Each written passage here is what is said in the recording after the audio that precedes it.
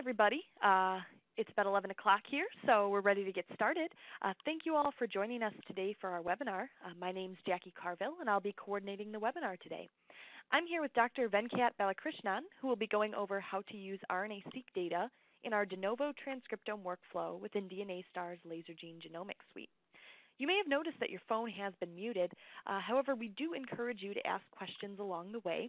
To ask a question, simply type it into the chat dialog and select Send to Host. I will then direct these questions to Venkat to be answered for the entire group. If you need any assistance or have any questions during the webinar, you can feel free to send a chat message to me, email me at webinars@dnastar.com, or tweet us at the Twitter handle @DNAStarInc. And with that, I'm going to go ahead and turn it over to Venkat. Thanks, Jackie. So today we will be discussing about de novo transcriptome assembly, annotation, RNA-Seq of a non-model organism. For this workflow, I have the data from Brassica. So those who are not familiar with Brassica belongs to a plant genus Brassicaceae. On a simple term, we can call it mustard plant. So before I jump into the workflow, I would like to start with a brief introduction of our company. So DNASTAR, we are located in Madison, Wisconsin. You can see a nice picture of our capital. It was taken from Lake Monona. And our sales, technical team, developers, and research scientists, we are all located in Madison. So this gives an advantage for our end users.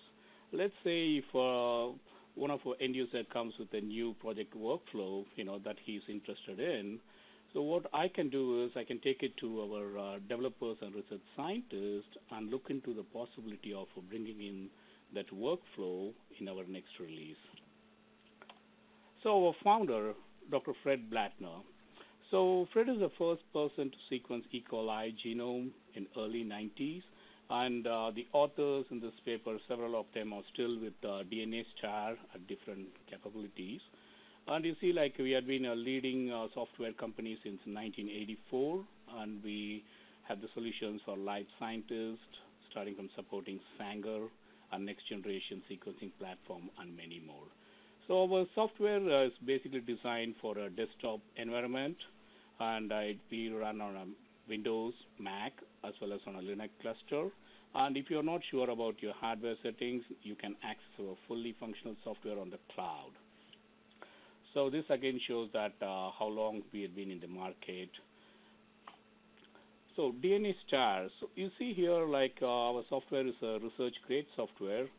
It's been used by the scientists for the past 28 years, and they have analyzed their results and published in top-notch journals. You can see, like, our software is one of the most frequently cited commercial software than any others. So today I'll be talking about Lasergene Genomics Suite workflow. So as I mentioned earlier, so DNASTAR, it's like our software is a desktop software that's very powerful and easy to use. And SeqMan NGen assembly, so that's our assembler that runs on a 64-bit Mac, PC, and Linux. And we support reads from all major platforms, including IronTorrent, Illumina, 454, and others. And we do have an excellent visualization and downstream analysis tool like SeqMan Pro and ArrayStar that I'll be talking later in my talk today. And it's a high capacity, and for example, we can analyze multiple genomes concurrently. Let's say we can do like 7 or 8 bacterial genomes concurrently, or 8 to 9 exomes concurrently. So that will not really stress your computer or our software. And it's very economical, it's low cost, it's under $5,000 for a complete package that includes your assembly and analysis software. And we do have a great technical support that's provided with every purchase. Like you can call if you have questions on our software, or you need some help in setting up a project workflow. So you can reach us by email or give us a call, and we'll be happy to help you. And if you want like more in detail, like a one-to-one webinar, which we always schedule with our customer, in that case, we will get the data from you.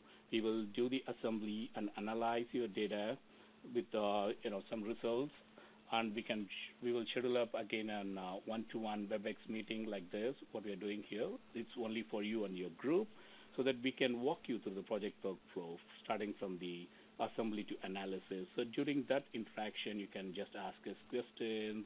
We'll be happy to answer all your questions. So how excellent is our software? So this is a matrix here you see, had given some examples. So we have data from Illumina as well as an ion torrent in this matrix. For the data set, like a human genome with 1.2 billion reads, so the assembly time will be less than 15 hours. And for 8 human exomes with 1.2 billion reads, with a coverage of 45x, it will take less than 15 hours too. And for an AmpliSeq cancer panel from an ion torrent platform with 2 million reads and 500x coverage, all it will have is less than 30 minutes. For RNA-Seq tissues with 17 million reads, of course, the coverage will be variable. It will just take less than 2 hours. This again shows that how fast is our software and how good the assembler is performing. So what about the de novo assembly? So in this matrix, you see, like I've given an example for a bacterial genome, K12 E. coli, with Illumina sequence technology, and we do have like 2 million reads with a 43x coverage, and it will just take less than 30 minutes. And for a rodent transcriptome with 570 million bases and 50 million reads, so it will just take like less than 7 hours. In both the cases, the most important thing of the de novo assembly is how good is your config N50. So here you see, like for an E. coli genome, it's 100 KB, which is really good for a de novo assembly, and for a rodent transcriptome is 500 base pairs. So this again proves that how good we are doing in our de novo assembly. So another important thing is about our hardware settings. It's very economical and simple, and you can get this hardware from any electronic shop around the globe. All you need is like a 4-core computer and a 16 gigs of RAM that's connected to a scratch disk or an external hard drive with a USB 3 or a eSATA connection. The reason we are recommending a USB 3 is it's much more faster in transferring the data. And also you need a 1 terabyte storage. So this is for a reference guided assembly. So if you have a reference genome, then I would recommend just follow this hardware settings. For our de novo, it's a RAM dependent. So as a rule of thumb, for every 2 gigs of RAM you have, so you can assemble 1 million reads.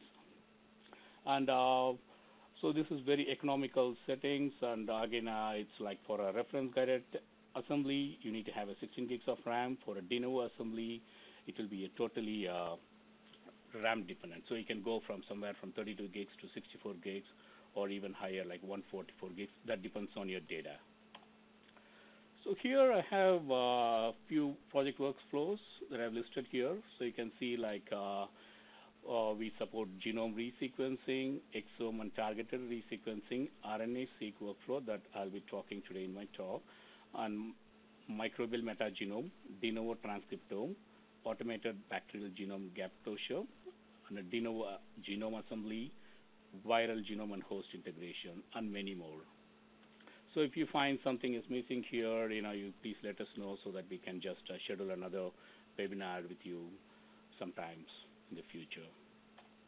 So today's workflow. So I'm going to start, like as I said earlier, we are just going to assemble the model plant as a brassica, and I'll be using Illumina reads, both HiSeq and MySeq, that's been downloaded from SRA, short read archives. So I'll start with our assembler SeqMan engine, and I'll be doing the de novo transcriptome assembly, followed by visualizing how good is the assembly in SeqMan Pro, and annotate the consensus or the context using BLAST2Go, and followed by gene expression analysis using our ArrayStar. So I would like to what normally we recommend to our end users who are doing any kind of de novo transcriptome, it starts with the pilot assembly. So what does a pilot assembly do and how it helps? So just use 1 million reads instead of like 10 or 50 million reads that you have. Run an assembly in SeqMan engine, so that I'll be showing you in my next slide how to set up an assembly. And visualize in SeqMan Pro. The part to visualize here is like how good is your contigs, and you can see the contig size, and you can arrange the contig size based on number of reads that matched, something like that.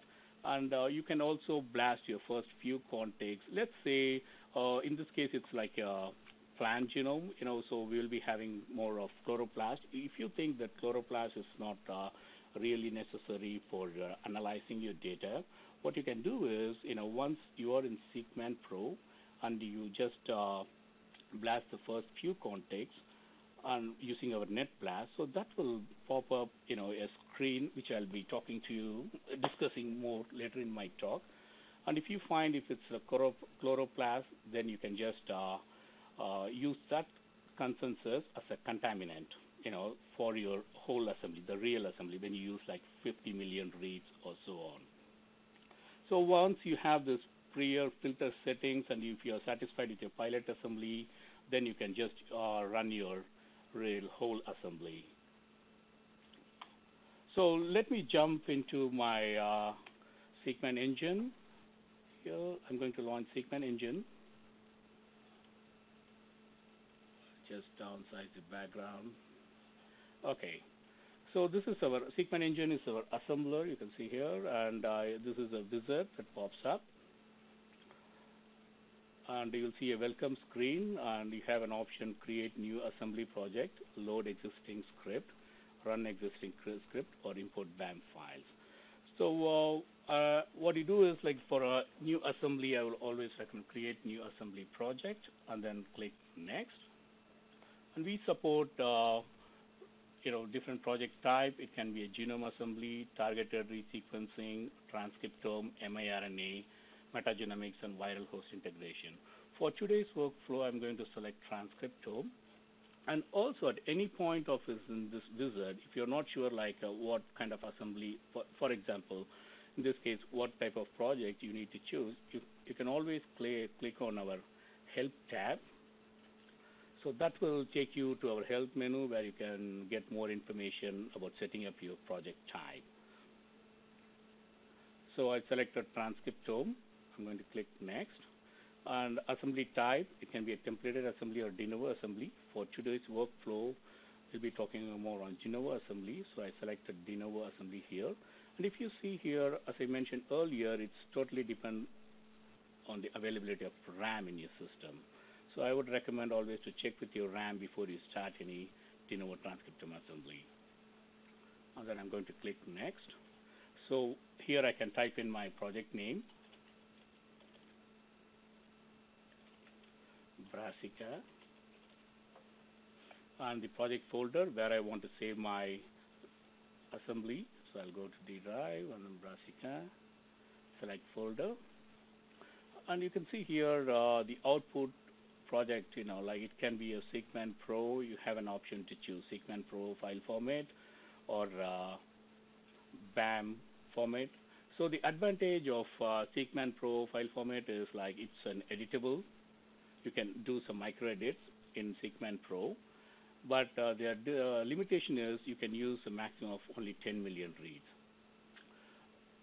So what I'm going to do for this workflow is I'm going to opt for BAM format so that I can use like unlimited reads. And the disadvantage of the BAM format is you can't do any micro edits. So as I select BAM format, I'm going to click next. So this is where I bring in my input reads. Here you can see like the read technology. As I mentioned earlier, we support read technology from all major platforms. For this workflow, I'm going to select Illumina greater than 50, and I'm going to add my files. Click Add tab. Just bring in my reads. So this is both HiSeq and MySeq reads that I'm going to bring in today. Okay. So once this is set, and would also like to mention here is you have an option to bring in either your paired end reads if you have an access or to an unpaired read. For this workflow, I'm going to use unpaired reads as an option, and I'm going to click next. So here you see the read options. So you can have by default, like it will be like 10 million reads. And let's pretend that we are doing the pilot assembly.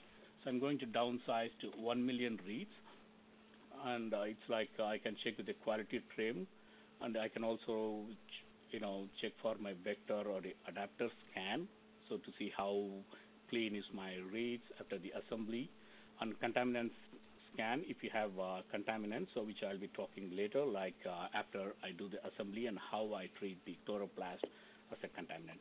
Let's say like if I do select chloroplast as a contaminant, and I can take the consensus and I can add, as a contaminant scan, like select file. I'll go to Brassica and I'll have this as a contaminant. So now what happens is when you do your real assembly with unlimited reads, so the reads that match to the chloroplast will be automatically removed. So that will facilitate in running your assembly much more faster. So I'm going to deselect, and then because I'll be using like 50 million reads for this assembly, and the contaminant scan, so everything looks good. Also, you have an advanced trim and scan options. So we recommend to leave as a default setting, but if you want to tweak a little bit, and if you want to get kind of different assembly data, if you know what kind of results you expect, then we recommend you to do some tweaks here. If not, normally just leave it as a default and click OK. I'm going to click next. So coming to the assembly option, again, this is like a default setting. You see the merge size is 21, and the minimum match percentage is 93. So again, the default setting changes based on the read technology that you select. So this is for Illumina, so the default setting is 93, and if you opt for an ion torrent read technology, it will be like 95. So it's based on the read technology you select. In this assembly project workflow, I'm going to increase my minimum match percentage from 93 to 95. So because this is more stringent, and I can get rid of all kind of small isoforms that's coming up to get a better data. Also, we recommend removing small context after assembly. By default, it's like minimum sequence is 100, and it will be like 100 here too, sorry. But what I want to do is I want to get rid of all the small context that's less than 1,000 base pairs. So I put 1,000 here, and genome ploidy, again, this is from Brassica, so it's a deployed one. You also have an advanced assembly option. So if you're, you want to increase the match scores or the mismatch penalty, you can always tweak in here. So I'm not going to talk much this here. Like I'm going to just leave as a default setting on SNP options. So here you see like we do have like 3 different options. One is for the diploid Bayesian and haploid, and the simple percentage is some case if you're curious in looking for the rare SNPs. So for this workflow, I'm going to uncheck because we don't want to calculate SNPs. Again, this will facilitate our assembly time. So I'm going to click OK and click next. So now our script, this is the script which the assembly will do. So you can see I have input like 8 sequence files, and what are the parameters that I set here is a minimum match percentage. You see like I tweaked from 93 to 95, the SNP method deployed. Anyway, it's not going to calculate the SNP. And I removed small context with a minimum sequence of 100 and the minimum length 1,000. So this is make sure that you can see, double check what the assembly is going to do. So once this is ready, you can just go ahead and then click assemble. So I'm not going to do the entire assembly here. It will take 40 to 50 minutes. So you can see here once the assemblers start running, you'll see the loading sequences, and it will take another 2 to 3 minutes. Here you can see what kind of project is a transcriptome, and the workflow is a de novo, and I have loaded a contaminant for a chloroplast. That's an untitled.fasta file, and loading sequences, and the sequence technology I selected is Illumina long reads.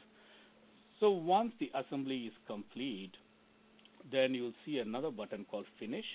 So when you hit on Finish, so this will allow you to open it in our visualizing tool, that's SeqMan Pro. It can be your .assembly file if you're using a BAM output format, or it can be a SQD file if you opt for SeqMan Pro. So I'm going to kill this assembly now.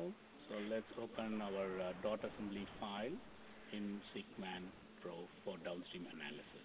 Hi, Venkat. Before we move on into SeqMan Pro, we do have a couple questions coming in here about SeqMan NGen.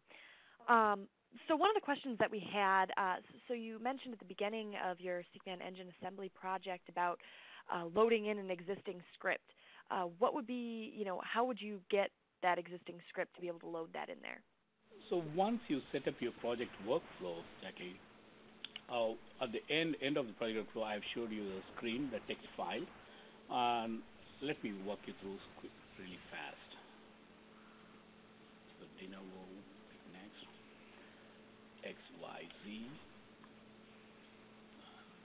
You can go to my desktop. Okay, read technology, Illumina. I'm going to just add.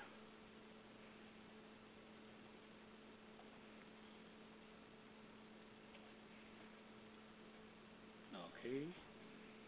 So this is where you have the script here, and you have an option here, look, to save your script. And all you need to do is .script.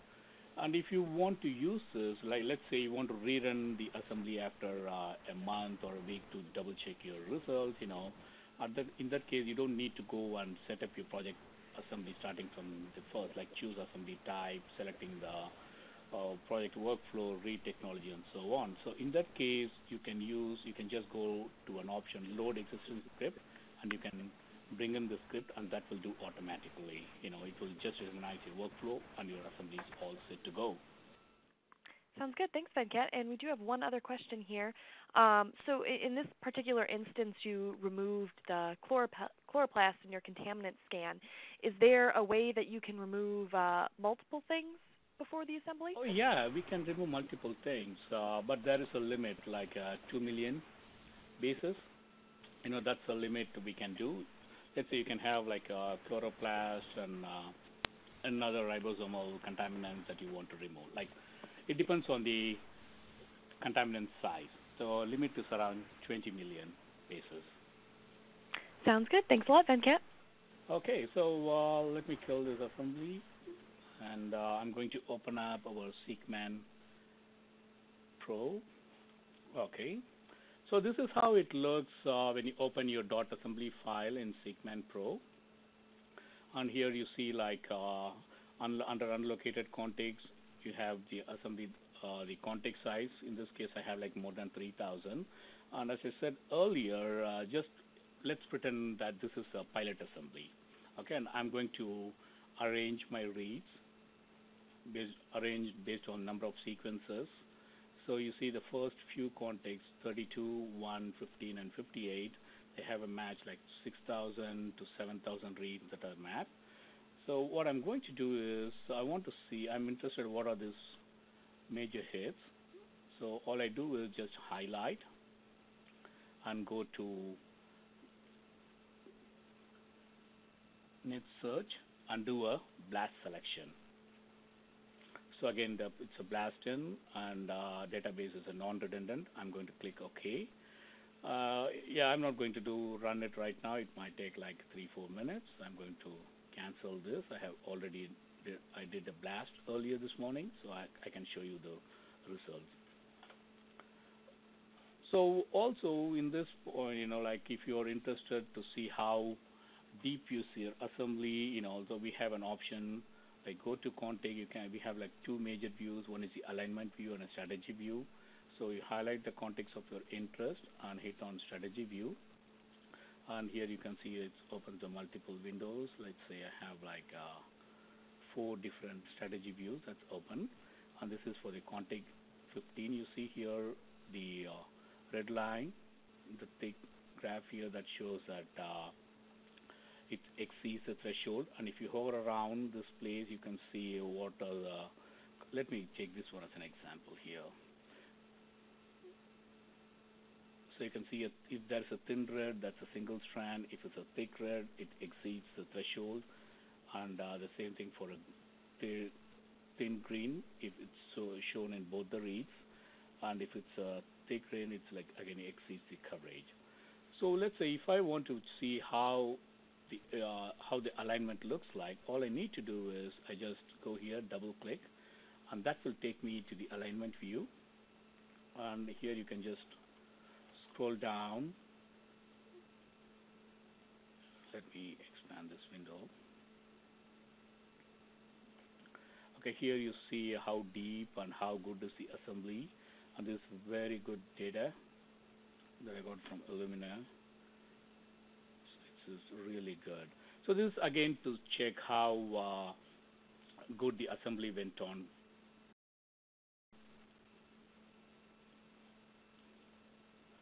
So while this is running on the background, I can show you like how to export the consensus from this context. As I said earlier, we have like around 3,000 or more contexts here. And in order to build a reference, so you click on highlight on unlocated context, go to context, save consensus, and export into a single file. And you can type in, like your file name, like this is brassica.fas. By default it saves a FASTA. So for a reference template, it can be, I would always recommend to be a FASTA file. And once this is there, then we have a reference now. So we started with a non-model brassica, and then we did our assembly using SeqMan NGen. And for downstream analysis, we use SeqMan Pro to visualize the context and double check how good is our alignment in 2 different align views. One is the alignment view, another one is the strategy view. And also we selected first few contexts and we did a blast search. Oh yeah, the result is here. That's good. So here if you see the first one, it matched the query coverage. And this is very important. The query coverage out of all these columns, I would concentrate on the query coverage. Here it says 100%, and let's see what's in there. It should be a chloroplast. Yeah, let's say it's like some kind of a plastid, or here, it's a chloroplast here. And what you do is, like, once you confirm this is a chloroplast, let's say this is contact 32. So I will also tell you how to rename the contact. So just click, right click, and rename the contact. So it's like, let's say X, Y, and Z. Click OK. So now the contact 31 that corresponds to chloroplast is X, Y, Z. So how to export this? Only one, the consensus from chloroplast so that you can treat as a contaminant. So just highlight the contact of your interest. In this case, I'm going to highlight X, Y, Z. Go to contact, save consensus, save as a single file. It's the same, it's the same workflow. And here you have an option. You can either save as a .seq or a .fas file. It's up to you. And save. So now you have the consensus for chloroplast only, so which we can use as a contaminant when you're doing your whole assembly, like the full scale using 50 million reads or so on. So once you are done with, now you say like, I want to do a recap what we started. So we started with a non-model brassica. We did an assembly using SeqMan NGen and view visualized in SeqMan Pro. And we have now the consensus from this transcriptome. So we have a reference. If it's like few, like let's say like 4 or 5 contacts, then we can use net search to do the blast search and bring in some annotation information. But in this case, it's more than 3,000 contacts, so I would recommend you going to the BLAST2Go. So BLAST2Go is like an open source. It's available both as a free free version as well as a pro.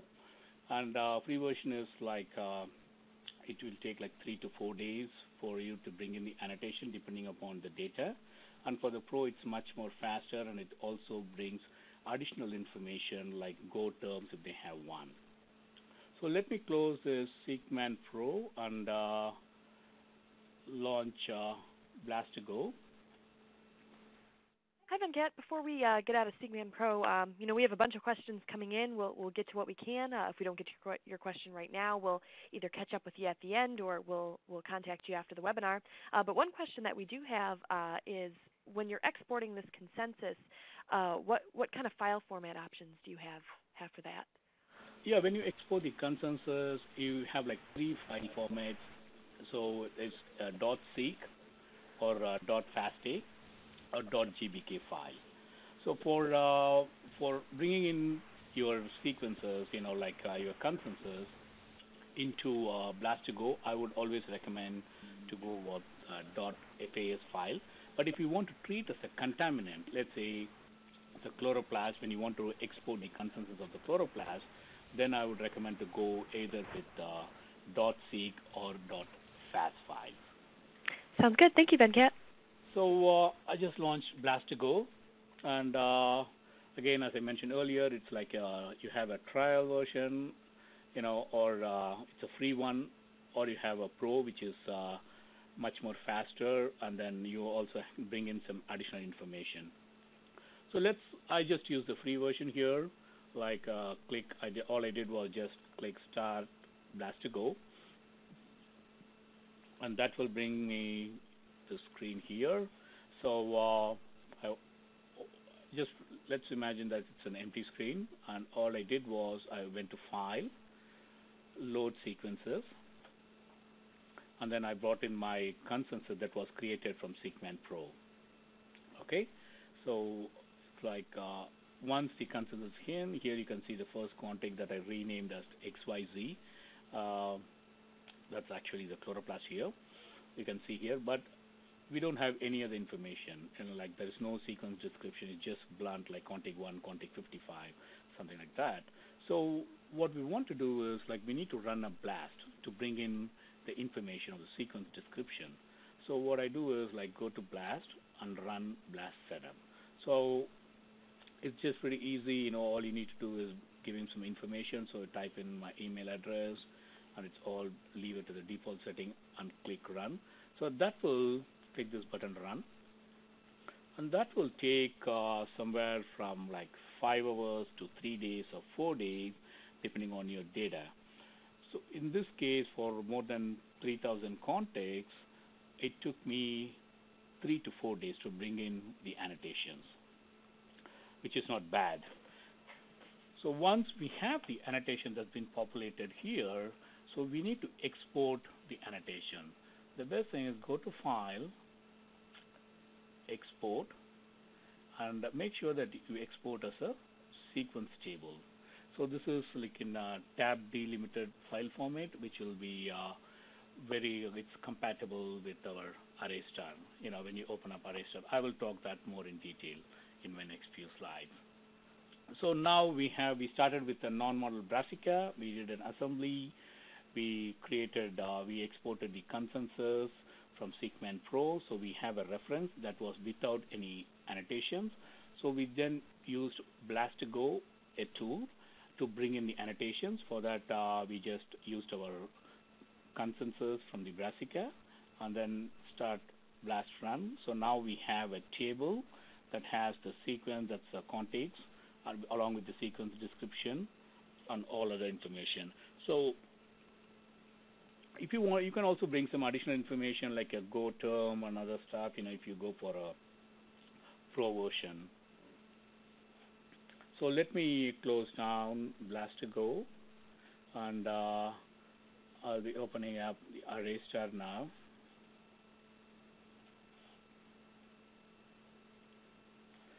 So now let's say we have data, like same brassica data. I have one that's been treated in the cold stress, another one is a control. I want to compare the gene expression analysis between the cold stress and the control. So what I do is like launch ArrayStar, and you see like we support various workflows here, starting from microarray project, RNA-Seq project, compare SNPs from exomes and genomes, CNV, copy number variation, and transcriptome like the ChIP-seq project and miRNA project and so on. So for this workflow, let me double-click Start RNA-Seq project. And now you can either add your file, add folder, or add NGen.assembly folder. That's the assembly that was created in SeqMan NGen. So in this case, I'm going to bring in only my high-seq data. So I'm going to open up. ArrayStar is an excellent tool, and here you can do a lot of attributes, and I'm just going to highlight few today. So I'm bringing in my high-seq data from the Lumina, and this is from the cold stress. So you can just highlight the two files, click on Merge Files, cold, click OK, and then now I need to bring my control.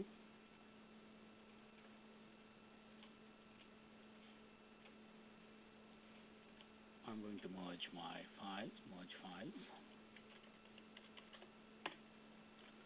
click OK.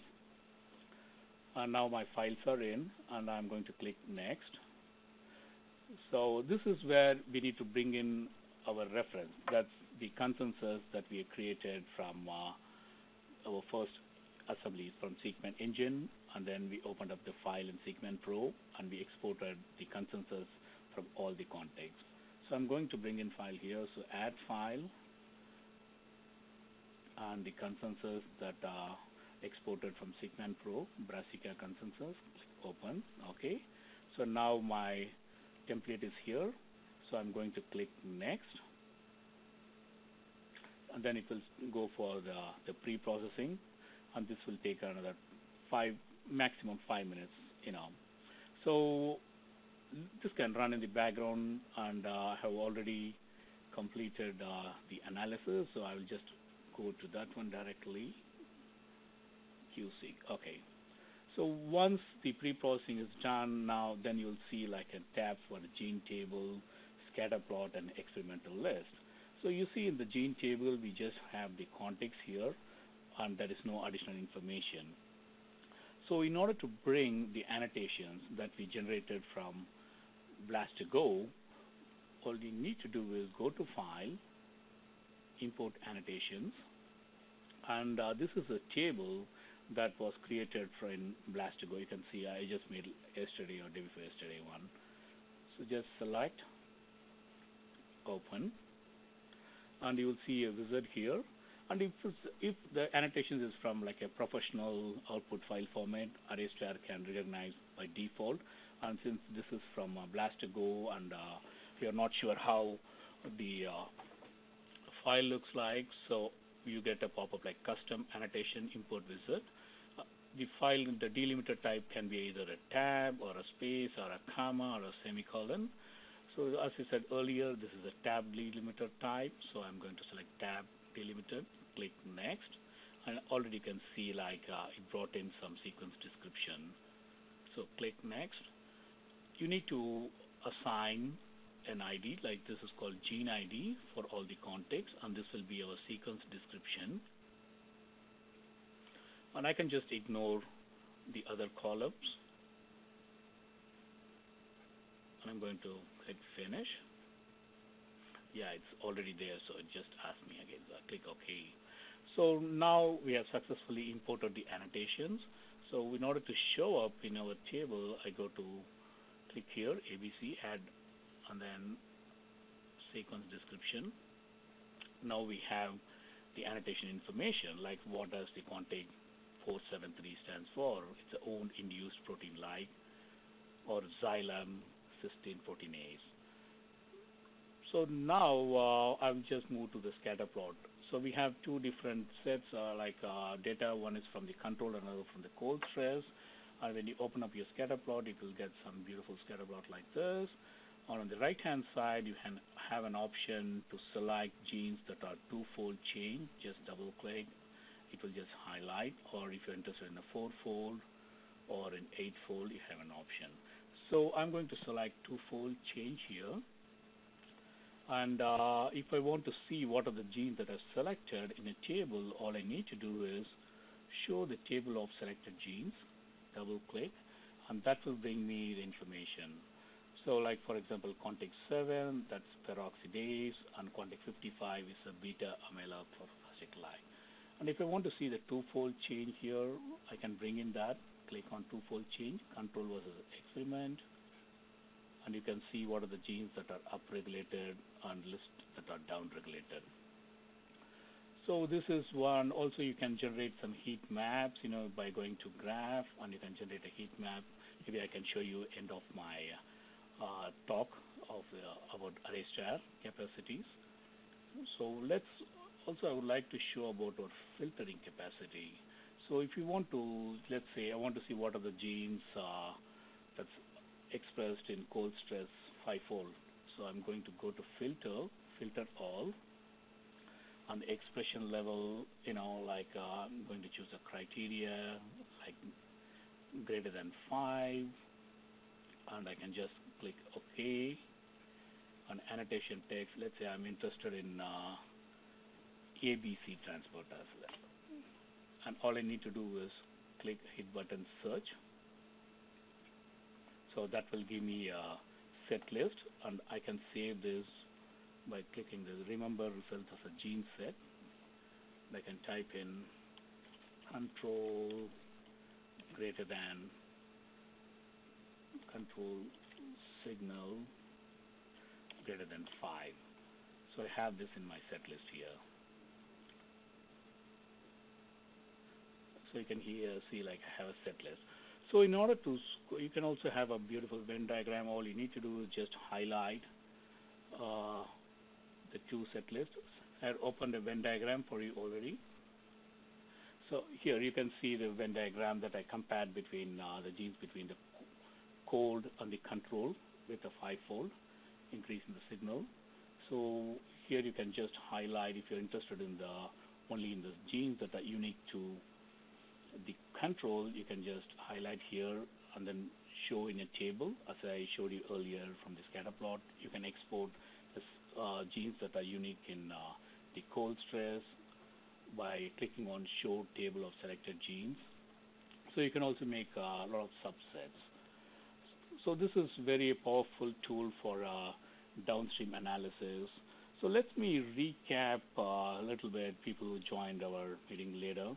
So it's like we started with non-model brassica, and we did a de novo transcriptome using Illumina HiSeq and MiSeq read using SeqMan NGen. And we did a pilot assembly. We selected chloroplast consensus as one of the contaminant, and then we used that contaminant in our whole assembly. That's with 50 million reads. And once the assembly is complete, we opened up in SeqMan Pro for visualization, and then we selected the first few contexts and did a blast search, and we came to know it's again for the pilot. We selected chloroplast, so that was during the pilot. And then in order to create a reference, we selected all the contexts and then exported the consensus into a .fas file. So once we had the reference, then we need to bring in the annotations. For that, we used BLAST2Go tool. So then after that, we had our reference as well as the annotations, and we used DNASTAR's ArrayStar for comparing gene expression analysis between cold stress and the controlled brassica data. We did in the gene table, we brought in some sequence descriptions, and now you can see like we have an useful information about what are the genes that are upregulated or downregulated in different two conditions. So with that, I'm going to wrap up the workflow, and I can also show you like we did. If you're more interested into like any gene analysis, expression analysis workflow, we have a couple of videos, and my colleague Farhan, he made one very recently. This one is like something where I need to highlight here. So you can see like we have like two publications that came out from two different groups. One is from 2010 and another one is in 2011. And it says that DNASTAR software rated number 1 for assembling Illumina and 454 data.